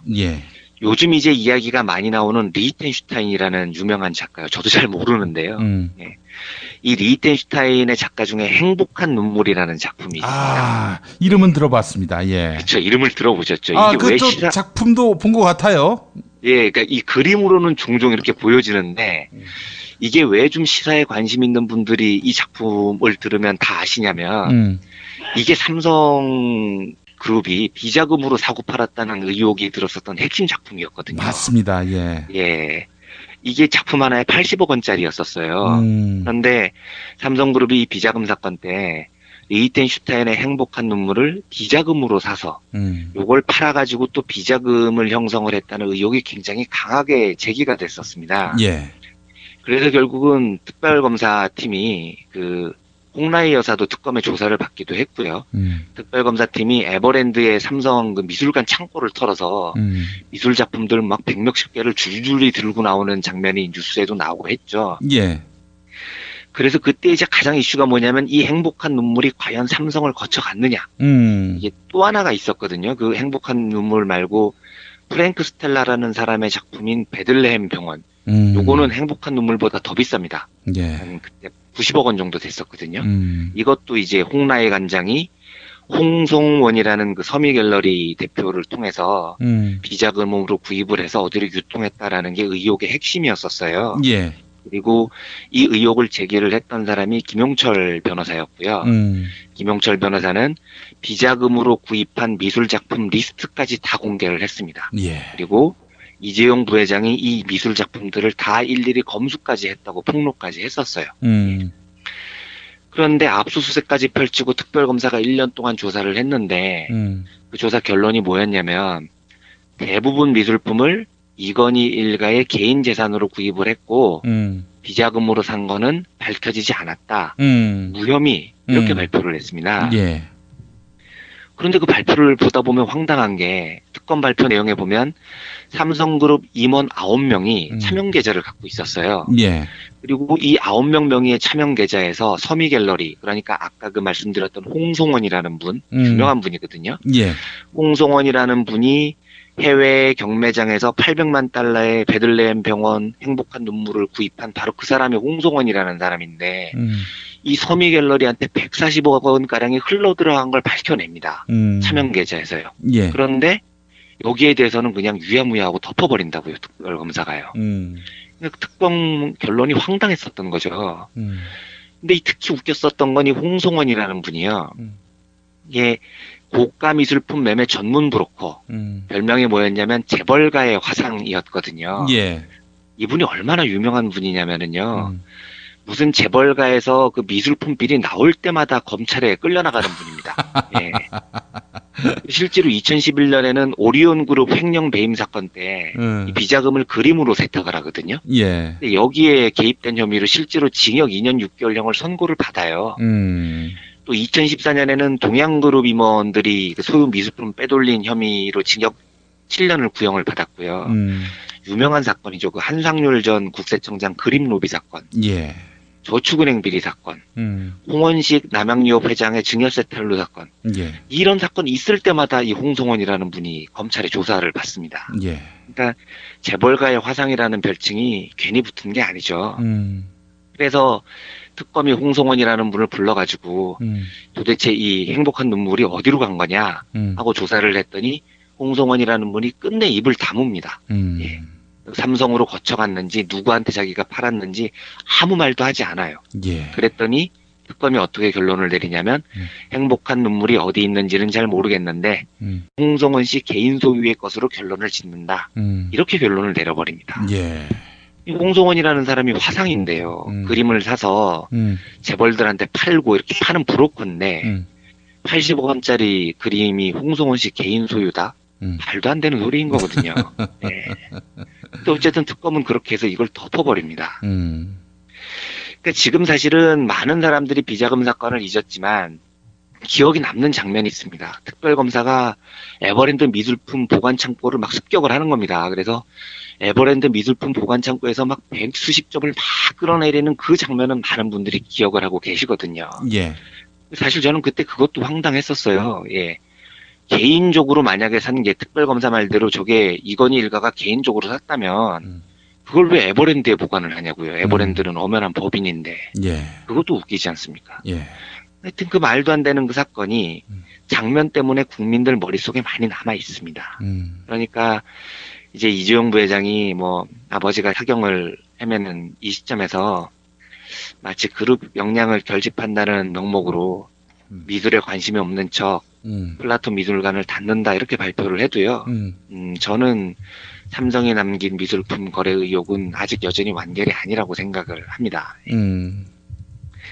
아마도 이 사건은 결국 이제 역사 속에서 묻힐 가능성이 높습니다. 공소시효 문제도 있고요. 그런데 한국에서는 실제로 아까 제가 말씀드렸던 여러 이유로 미술품이 예술로서 평가를 받는 분위기보다 재벌들, 돈 많은 사람들의 위풍제가 돼서 뭐 위풍제가 되는 것까지도 괜찮죠. 뭐 돈이 많아서 비싸게 예술품을 사겠다는 걸 누가 말리겠습니까만 거기에 비자금이 동원이 되고 로비에 사용이 되고 예술의 혼이 더럽혀지는 일들이 너무 많거든요. 그래서 이 미술품 이야기 소식을 들으면서 한국의 미술품이라는 것이 정말로 예술 작품으로 온전히 평가가 될 수 있는 그런 이 예술적인 분위기가 마련이 돼 있는 국가인 거냐, 아니면 홍라이 같은 돈 많은 사람이 어떤 이유로 미술품을 사고 파는지는 모르겠지만 비자금 사건을 뒤로하고 컴백을 했을 때 미술계가 환호하고 큰 돈이 돌아갔다고 좋아하는 이 분위기가 정상인 거냐,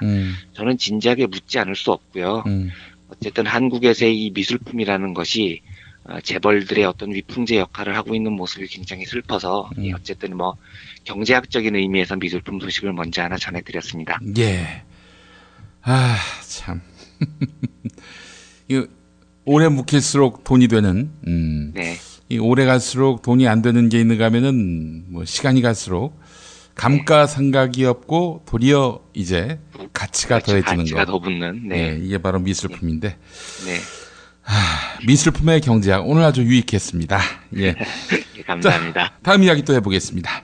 제가 어제 조간 브리핑 시간에 박근혜 대통령이 규제 개혁 또 새로운 미래 산업과 관련한 그런 비전을 천명했는데 수상하다. 이건 이완배 기자의 해설을 듣고 우리가 판단을 해야 한다.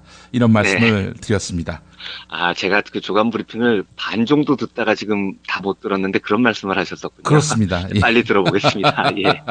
예, 그래서 사실 뭐 들어온 얘기도 나왔었고요. 그리고 또 무인 자동차 이야기도 나왔던 것 같고. 그래서 뭐 겉만 보면은 야, 이 미래지향적인 뭔가 그 비전들이 제시된 거 아닌가. 이런 판단도 할 수 있었는데 말이죠. 근데 또 뭐 좀 수상적인 것은 자판기로 약을 팔겠다. 이런 또 약 판다는 얘기도 있어가지고 말이죠. 그렇죠. 이게 대체 이게 잘 되는 건지 아니면은 또 무슨 허튼 수를 쓰려고 하는 건지 오늘 이완배 기자님께 상세히 한번 여쭤보겠습니다. 예, 잘 된 건 당연히 아니고요. 허튼 수를 쓰거나 속임수를 쓰는 정도에서도 그치지 않습니다. 저는 그날 당일에는 그냥 또 헛소리 했구나 했다가 어제 이제 아침에 이런저런 기사를 자세히 좀 읽어보다가 조금 너무 걱정스러운 대목이 있어서 하루 늦게나마 좀 소개를 해드리려고 합니다. 말씀 주셨듯이 엊그저께 있었던 일이죠. 5월 18일 그 중요한 날 오전에 박근혜 대통령이 제5차 규제개혁 장관회의를 열었고요. 광주민주화운동 기념일에 행사는 참가하지 않고 규제개혁 회의 따위를 열고 있었는데 뭐 회의 결론이라도 좀 좋았으면 좋게 보일 텐데요. 내용이 하도 뭐 지랄 맞아서 제가 굉장히 화가 났었습니다. 그런데 뭐 드론이 날아다니고요. 뭐 하늘에 뭐 이렇게 새로운 첨단 시설이 뜨고 다 좋은 얘기입니다. 이게 되면은 좋은 얘기인데요. 그런데 실제로 내용을 보면 핵심이 이겁니다. 선제적인 규제를 정비를 해서 이렇게 하면 경제적 효과가 3년간 4조 원이다. 이게 이제 핵심이거든요. 이 정부는 이제 뭐만 하면 조를 법니다. 뭐 도깨비 방망이도 아니고요. 뭐만 했다 하면 조를 버는 정부예요, 이 정부가요. 그런데 그렇게 돈을 잘 버는 정부가 왜 경제는 이따위로 만들었는지 제가 이해는 안 갑니다만. 그래서 이제 내용은 즉각 실행에 옮길 수 있다고 밝힌 규제 개선 과제가 303건. 이 경제적 효과가 3년간 4조 원. 새로 생겨나는 일자리가 13,800여 개. 이렇게 돼 있습니다. 자, 그런데 제가 이 내용을 한번 읽어보겠습니다. 문제가 뭐냐면은요. 제가 이 내용을 쭉 읽으면 대부분의 사람들이 이게 무슨 말인지 이해가 안 된다는 점에 있습니다. 직관적으로 무슨 말인지 잘 이해가 안 됩니다. 제가 한번 읽어보겠습니다. 보전지역 내 위치한 기존 공장의 증설이 2018년까지 한시적으로 허용된다. 산림유자원 보호구역이라 하더라도 보호구역 지정 이전에 광역법권을 취득했다면 보호구역을 해제할 수 있도록 1년간 규제가 완화된다. 강원, 경기 지역 등 44개소가 해당될 것으로 추정되며 이로 인한 경제적 효과는 5,700억 원에 달할 것으로 전망된다. 산업단지를 조성할 경우 비수도권에 한해 개발 사업에 따른 부담금을 감면해 줬지만 앞으로 2년간 수도권 산업단지까지 농지 보존 부담금 등을 한시적으로 감면해 줄 계획이다. 감면 규모는 약 3,500억 원에 달하며 이에 따른 기업들의 투자가 활발해질 전망이다. 이게 뭔 말인지 잘 안 와닿지 않습니까? 일반 사람들이 보면. 예. 규제를 풀었다는 얘기인 것 같은데요. 예. 그런데 지금 이 주요 내용들을 쭉 읽다 보면 전부 무슨 내용이냐면은요. 예. 보존 지역 내에 공장 증설을 허용해 준다. 예. 산림 보호 자원 구역 내라고 하더라도 어떤 특정한 조건을 갖추면 보호 구역을 해제할 수 있도록 1년간 규제가 완화된다. 예. 원래는 비수도권의 개발 사업을 하면 부담금을 감면해 줬는데 앞으로 2년간은 수도권에도 한시적으로 감면을 해주겠다. 이런 얘기인 겁니다. 예. 쉽게 말하면 환경을 팔아먹는 겁니다. 수도권 밀집을 막자는 차원에서 있는 규제들을 풀어주겠다는 겁니다. 한시적으로요. 예. 그래서 얻을 수 있는 3년간 경제 효과가 4조 원이라는 겁니다. 제정신이 아닌 겁니다. 이거는요. 지금 수도권 밀집 규제 같은 경우는요. 이게 굉장히 오랫동안 정경련하고 재벌들이 정부를 상대로 로비를 벌인 겁니다. 이게 특히 삼성이 제일 로비를 세게 하는 거거든요. 예. 왜냐하면 얘네들이 이제 수도권에 신규 공장 건설을 하면 규제가 여러 가지가 따릅니다. 그런데 삼성은 이걸 풀고 싶은 거예요. 여기서 혜택을 얻고 싶은 거예요. 그래서 이거를 지금 한시적으로 풀어줬습니다. 박근혜 정부가. 자, 그러면 수도권 과밀화 문제는 어떻게 해결을 할 겁니까? 환경 훼손은 어떻게 해결을 할 겁니까? 우리가 대기업 수도권 공장 신축을 할 때 까다로운 조건을 붙이면서 감시를 해온 이유가 있습니다. 수도권 과밀화와 환경 훼손이 우리 미래에 심각한 부담이 될 거라는 사회적 합의가 있었기 때문입니다. 그래서 만약에 박근혜 정부 말대로요. 이 규제가 진짜 필요 없는 거다. 이걸 한시적으로 유예해서 4조 원을 벌 수 있다. 이 말이 사실이라고 치면은요. 이걸 왜 한시적으로 허용을 합니까? 영구적으로 해제해야죠. 돈 펑펑 벌 수 있다는데. 글쎄 말입니다. 그렇지 않습니까? 예. 예. 그런데 이걸 영구 해제 못하는 이유는 이렇게 이 규제를 풀면 환경훼손, 과밀화 문제가 너무 크게 나타나기 때문입니다. 그런데 지금 전경련 로비 받았다고 이걸 그냥 쉽게 한시 허용을 해버린 겁니다. 그래서 버는 돈이 4조 원이라고 뻥을 지금 치고 있는 거죠. 예. 제가 이 환경 문제를 처음으로 이 방송에서 말씀을 드리는 것 같은데요. 환경 문제를 다룰 때마다 제가 꼭 드리는 말씀이 있습니다. 그러니까 제가 그 과거의 환경 운동 같은 경우는요, 지금이 아니고 옛날 환경 운동을 말씀드리는 겁니다. 우려했던 부분이 있었습니다. 예. 그러니까 과거의 환경 운동이 어떤 거였냐면 인류의 도덕성에 호소를 하는 계몽주의적 성향을 띱니다. 그러니까 예를 들면 빌려 쓰는 지구 이런 모토가 이제 제일 잘 웅변을 하는 거거든요. 예. 그러니까 환경을 보호하는 일은 우리 후세에 갚아야 할 일종의 빚이다. 그래서 환경을 보호해야 한다. 도덕적으로. 그 마음의 빚을 해소하는 길은 우리 삶이 지금 다소 궁핍해지더라도 강력한 윤리적인 의식을 바탕으로 후세를 위해서 지구를 아끼고 사랑해야 한다. 이게 이제 도덕성에 호소를 하는 운동이었다는 겁니다. 그런데 이게 맞는 말입니다. 당연히 맞는 말인데요. 문제는 이게 사람들의 마음을 얻지 못하고 때로 경제 논리에 밀리는 경우가 굉장히 많다는 겁니다. 예. 그러니까 사람의 의식이라는 게 솔직히 그렇게 도덕적으로 정교하지 않거든요. 아무리 마음의 빛, 도덕성 이런 걸 강조를 해도요. 인간은 눈앞에 자그마한 이익에 먼저 반응하는 경우가 많습니다. 우리가 경험해보면 알지 않습니까? 그러니까 예를 들면 이런 겁니다. 지구온난화로 북극곰이 죽는다. 이러면은요. 많은 사람들이 솔직하게 어떤 반응을 하냐면은요. 야, 그래서 어쨌다는 거냐. 야, 북극곰이 죽으면. 예. 야, 북극곰이 우리 집 애완동물도 아닌데. 몇 마리 더 죽은들 뭐가 문제냐. 이런 반응에 직면하게 됩니다. 예. 또 다른 예를 들면 이런 거예요. 이게 이제 그 2000년대 초반까지 영국 같은 나라에서 많이 환경운동가들이 내세웠던 거거든요. 예. 지구온난화가 되면 생물종이 변화한다. 이런 주장입니다. 그래서 이제 그 영국에서 나온 그 BBC 보도인가 이런 게 있었는데요. 지구온난화가 되면 영국 박새의 산란 시기가 47년 전보다 2주가량이나 빨라졌다 이런 보도를 했었습니다. 그런데 이 경제개발론자들이 여기에 대해서 2000년대부터 열렬하게 이 반론을 펼치기 시작합니다. 그러면서 환경운동가에 대해서 반격을 갈 때 어떤 논리를 펼치냐면 아니 박새가 무슨 새인지 알지도 모르는데 박새가 47년 전보다 산란 시기가 2주가량 빨라져서 어쨌다는 거야. 이런 반론을 펼칩니다. 당장 환경 보존하는데 드는 돈이 얼만데 예? 우리가 먹고 살아야지. 박새 그 2주 산란 시기 조정한다고 지금 우리 지금 경제적인 손실을 감수해야 돼? 이런 반론에 직면한다는 거죠. 그래서 실제로 2000년대 초반까지 이 경제 개발론자들의 반격 때문에 반환경주의자들의 반격 때문에 환경운동이 상당히 위축됐었습니다. 2000년대 초반까지요. 예. 그런데 실제로 이 문제를 전혀 다른 패러다임으로 접근을 하면서 환경운동의 새로운 기틀을 다진 사례가 있었습니다. 이게 2006년 발간된 유명한 스턴 보고서라는 보고서인데요. 예.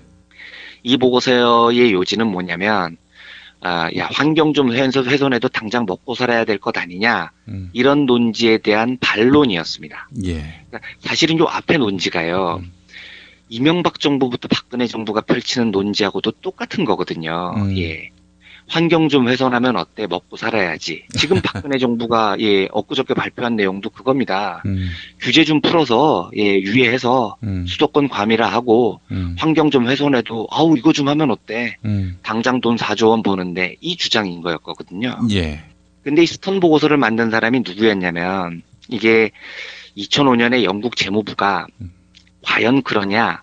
이 문제를 좀 경제적으로 해결을 해봤으면 좋겠다 하고 런던 정치경제대학교의 이 굉장히 석학입니다. 굉장히 뛰어난 경제학자인데 니콜라스 스턴이라는 교수에게 위임을 한 겁니다. 의뢰를 한 겁니다. 예. 그래서 이 스턴은 당연히 기후학자도 아니었고요. 환경보호론자도 아니었습니다. 이 사람은 정통 경제 관료였었는데요. 이 사람이 1년여의 연구 끝에 2006년에 스턴 보고서를 발간을 합니다. 그러면서 이 보고서의 내용의 결론이 어떤 거였냐면요. 아주 심플한 결론을 가져옵니다. 우리가 환경보호를 위해 애쓰는 것은 도덕적인 문제 때문이 아니고 미래에 닥칠 매우 심각한 경제적 위험을 피하기 위한 것이다. 예. 그래서 온실가스를 줄이는 데 드는 돈은 비용이 아니다. 미래의 위험을 줄이기 위한 투자다. 그리고 이 투자를 현명하게 빨리 할수록 돈이 적게 든다. 환경을 보호할수록 경제적으로 이득이라는 걸 이 보고서가 입증을 해낸 겁니다. 그 주요 내용이 이렇습니다. 온난화로 곡물 수확량이 줄어들면 영양실조와 질병으로 죽는 이들의 숫자가 급증한다. 태풍이나 홍수, 가뭄과 같은 기상재해를 수습하는 데 드는 비용만 해도 21세기 중반까지 연간 세계 GDP의 0.5에서 1%에 이를 것이다. 지구의 평균 기온이 3, 4도 올라가면 영국의 혼수 순실액만 GDP 대비 0.1에서 0.3%포인트 높아진다. 예. 앞으로 50년 동안 지구의 온도가 2, 3도 올라 개인 소득이 20%나 줄어들 것이다. 그리고 제일 중요한 결론이 이겁니다.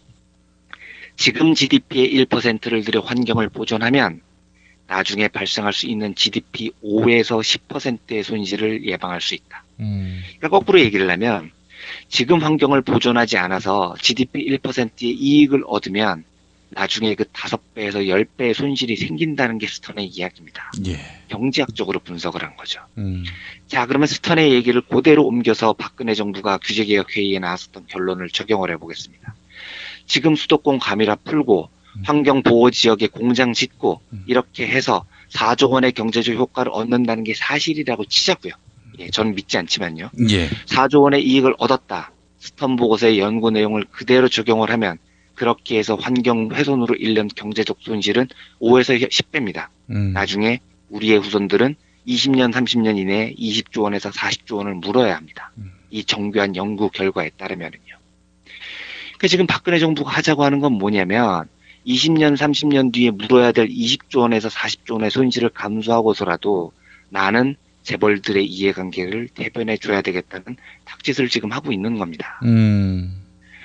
환경은요, 물론 도덕적인 문제이기도 하고요, 의무적인 문제이기도 합니다. 그런데 이건 또한 굉장히 우리 경제의 현실적인 문제이기도 합니다. 박근혜 정부가 지금 저 규제 완화로 해서 환경 훼손을 일으키고 이렇게 만들어 놓은 이 시스템에서는요. 결국은 우리 경제에 심각한 손실을 안겨줄 겁니다. 그래서 저는 이 토건개발 정부, 환경 훼손을 아무것도 아닌 것처럼 생각하는 이 정부의 행태가 너무도 우려스러웠습니다. 그리고 우리 미래에 안겨줄 경제적 손실이 너무 막대하다는 걱정이 많이 들었고요. 예. 하여튼 이 이야기는 나중에 자세히 한번 읽어보고 나서 걱정과 한숨만 너무 늘어나는 소식이었고요. 예. 이걸 어떻게 정부가 규제를 풀었다고 하니 당장 막을 방법이 없어서 문제인데 이걸 우리 미래 세대가 이 경제적인 부담을 어떻게 감당할지 참 우려스럽고 걱정스러운 소식이어서 안타까웠습니다. 예. 뭐 정권 바꾸는 수밖에 없겠네요. 그러니까요. 이게 빨리 정비가 되지 않으면 예. 결국은 이게 다 우리가 나중에는 5배에서 10배로 써야 되는 경제적 덤텅이인데 네. 정권 교체밖에는 답이 없는 것 같습니다. 예, 그렇습니다. 경제의 속살을 들여다보고 또 들여다보면 결국 정치의 문제로 귀결될 수밖에 없는데. 그렇습니다. 네. 예, 정치를 바꿔야 되겠습니다. 오늘도 민중의 소리 이완배 기자와 함께했습니다. 이완배 기자님 수고하셨습니다. 네, 감사합니다. 여러분 안녕하세요. 민중의 소리 아나운서 정혜림입니다. 이 어묵한 여왕님 치아에서 다들 잘 견디고 계시죠? 오늘도 종편의 주옥 같은 헛소리에 혼이 정상인 듯 정상 아닌 비정상 같은 여왕님의 우주 타령에 고구마 100개쯤 한꺼번에 삼킨 듯 답답한 마음에 죄 없는 가슴팍만 두들겨대고 계세요. 이젠 시원한 사이다 같은 민중의 소리와 함께하세요. 잘 키운 진보 언론 열종편 안 부럽습니다. 한 달 10,000원 소액 CMS 후원으로 민중의 소리에 큰 힘이 되어주세요. 1661-0451 1661-0451 전화 기다릴게요.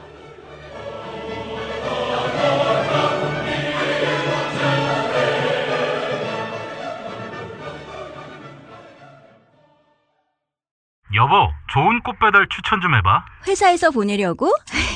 그럼 좋은 사람과 플라워지. 화환이나 조화가 7만 원도 안 돼. 결제도 적립금으로 가능하다고. 오, 그래? 근데 화환이나 조화 말고 이벤트를 위한 건데. 그거 역시 좋은 사람과 플라워. 꽃하고 케이크하고 샴페인하고 다 해서 10만 원도 안 된다고. 가격도 중요하지만 빨리 배달해야 돼. 그거 역시 좋은 사람과 플라워지. 전국 어디든 3시간 내에 배송이 된다고. 근데 누구한테 보내려고? 누구긴 누구야. 좋은 사람. 바로 당신한테 보내는 플라워지. 사랑해, 여보. 어머나. 가격, 배송, 느낌까지 좋은 사랑과 플라워는 감동까지 실어 꽃을 배달합니다. 1566-0263 기억해두세요. 1566-0263 4가 아니라 3입니다. 1566-0263 6살 하늘이 밥을 잘 안 먹어요. 엄마, 나 이거 맛이 없어요. 그만 먹을래요. 엄마의 걱정은 점점 더해가는데요. 그런데 이때 택배입니다. 연지연 곰탕이 배달됐어요. 직접 도끼로 팬 장작불 위에 한우 사골과 도가니를 가마솥에 한가득 넣고 24시간 끓인 진구.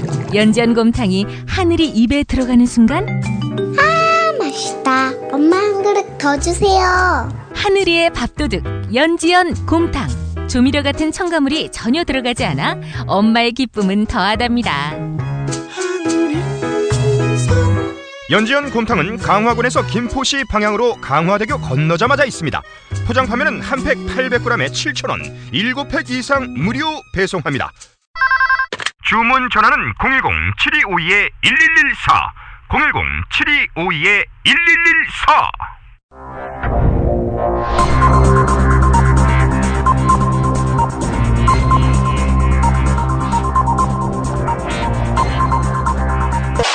공화국 논평.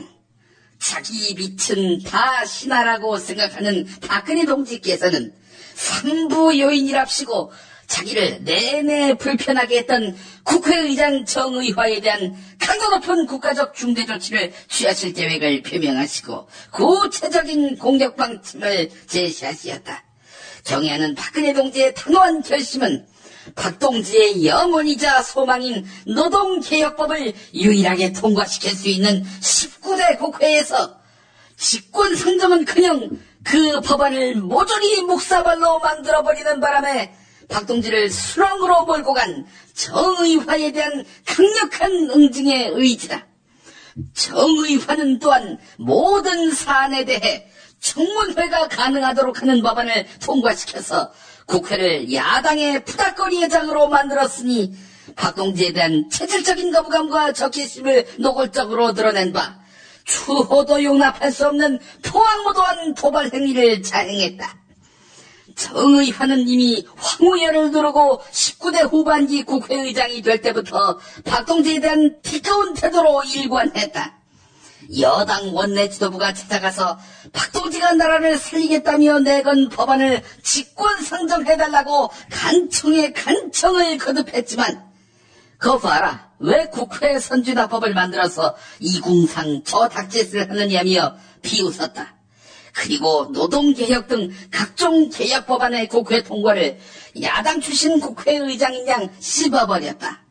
그러면서 삼권분립 운운하며 오만방자한 현올림에 불과한 분별 잃은 망동을 서슴지 않았는데 나라를 팔아먹은 리완용이나 송병준을 찜쪄먹을 극악무도한 역적배의 난동이라고밖에 달리는 볼 수 없는 망동을 일삼았다.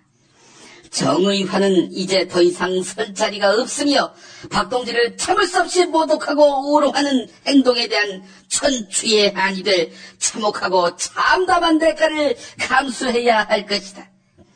정의화는 곧 국회를 그만두고 신당 창당을 모색할 모양인데 또 하나의 야당이 돼서 박동지를 공격의 표적으로 삼을 경우 박동지의 치솟는 분노와 경천동지할 탄압의 불벼락을 피할 수 없게 될 것이다. 정의화는 지금 꼴에 정의를 외친다고 말하겠지만 그러는 순간 화가 임한다는 사실을 뼈저리게 느껴야 할 것이다. 정의화.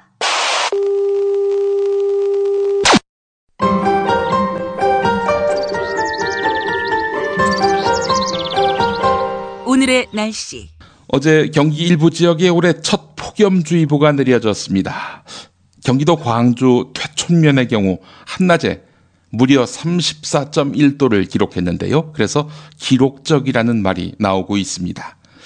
당분간 이 고온 현상 계속되겠습니다. 주말까지 30도 안팎의 때이른 여름 더위가 이어지겠고요. 이 더위는 다음 주 화요일 전국에 비가 내리면서 한풀 꺾일 것으로 전망됩니다.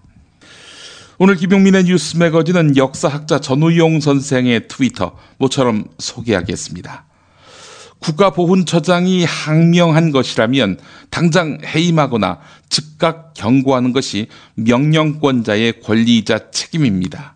명령권자가 항명을 방치하는 것은 실제로는 무언의 명령을 내렸다는 증거입니다. 임을 위한 행진곡 재창을 못하게 한 것, 이게 박승춘의 결정이 아니라는 거죠. 최윗선, 그것을 결정한 최윗선이 따로 있다는 이야기입니다. 하나 더 보겠습니다. 전두환이 광주학살에 책임이 없다는 주장은 일본 정부와 군부가 위안부 강제동원에 책임이 없다는 주장과 다르지 않습니다. 이게 전두환을 옹호하는 자들과 위안부 피해자 할머니들을 모욕하는 자들이 한패거리인 이유입니다. 네, 명쾌하지요? 네, 김용민의 뉴스 매거진 5월 20일 금요일 순서 마치겠습니다.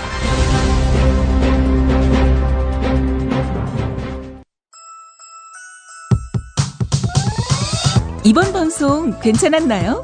작별의 여운 이렇게 표시해주세요. 다운로드하기, 댓글 달기, 구독하기, 별점 주기. 더 좋은 방송 만들어달라는 약속 이렇게 응원해주세요. 다운로드하기, 댓글 달기, 구독하기, 별점 주기. 기억하셨죠? 다운로드하기, 댓글 달기, 구독하기, 별점 주기.